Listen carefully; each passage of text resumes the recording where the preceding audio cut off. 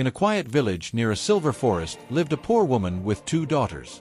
The elder girl was named Elara, gentle, patient, and thoughtful. The younger girl was Nyra, impatient, proud, and careless. Elara was not the woman's real daughter. She was taken in after her father died. Because of this, Elara worked from sunrise to nightfall, cleaning, cooking, gathering wood, and fetching water from the forest stream.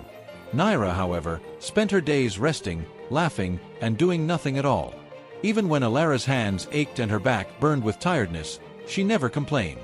At night, she sat beside an old glowing stone near the forest path and whispered her thoughts, feeling less alone. Nyra mocked her kindness, calling it weakness. Their mother watched silently, favoring Nyra and ignoring Elara's quiet strength. But fate was already listening. One evening, Elara was collecting water near the glowing stone when her bracelet slipped from her wrist and rolled into a deep hollow in the earth.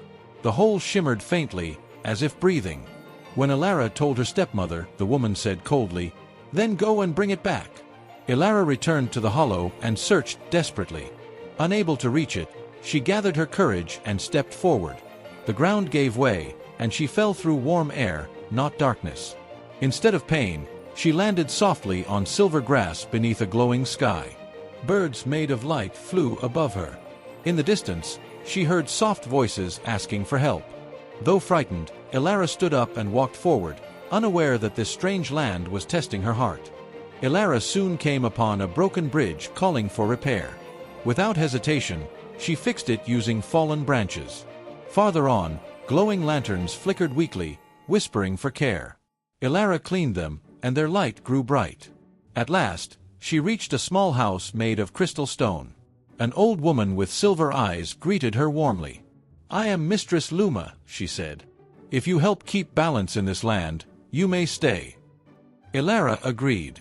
Each day, she worked with care, cleaning paths, feeding light creatures, and polishing stars that had fallen from the sky. Every night, she rang a small bell that spread calm across the land. Mistress Luma watched silently, pleased. Elara felt something she never felt before: peace. Yet after many days, she missed home and chose to return. Mistress Luma nodded when Elara asked to leave. "You gave kindness freely," she said. She led Elara to a glowing archway. As Elara stepped through, warm light wrapped around her. Tiny sparks settled on her skin, turning into a soft, shining glow. When Elara returned to her village, she looked the same, but light followed her. Wherever she walked, warmth spread. Her mother stared in shock as Elara told her everything. Nyra listened closely, her eyes filled not with wonder, but desire. If she gained light, Nyra thought, I will gain more.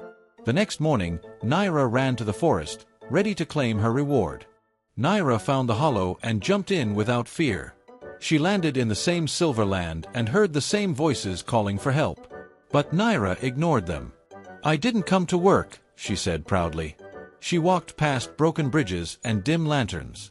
When she reached Mistress Luma's house, she smiled falsely and offered to help. The old woman allowed her to stay. At first, Nyra pretended to work, but soon her impatience returned. She skipped duties, rang the bell carelessly, and mocked the land. The sky grew darker. Mistress Luma watched quietly, knowing the truth always reveals itself. On the third day, Mistress Luma spoke gently, "You must return home." Nyra smiled, expecting treasure. But when she stepped through the archway, dark ash fell from the sky. It clung to her skin like shadow, heavy and cold. No matter how she wiped it away, it remained. Nyra returned home covered in darkness. Her mother gasped. There was no light, no treasure, only shame. Elara stood quietly, her soft glow unchanged. Life in the house shifted. The mother, finally understanding, treated both girls equally. Nyra struggled at first, but the shadow reminded her of her choices. Slowly, she began helping Elara.